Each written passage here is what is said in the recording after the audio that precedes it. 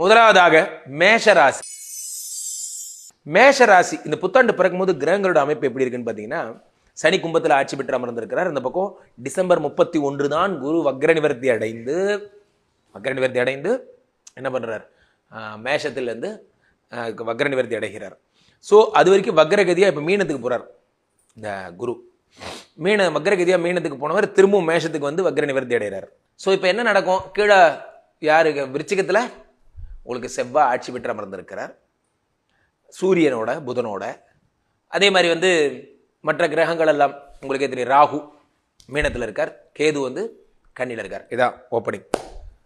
So இதை வச்சு தான் நம்ம பலன் பார்க்க போகிறோம். முதலாவதாக மேஷராசிக்காரருக்கு உடம்புலேயே குரு இருக்கார். உடம்புல குரு இருந்தால் என்ன ஏற்படும் அப்படின்னா, 5, 7, 9 பார்க்குறாரு. 5ங்கிறது சொத்து, குழந்தைகள், குழந்தை இல்லாதவங்களுக்கெல்லாம் குழந்தை பிறக்க போகுது. 5ங்கிறது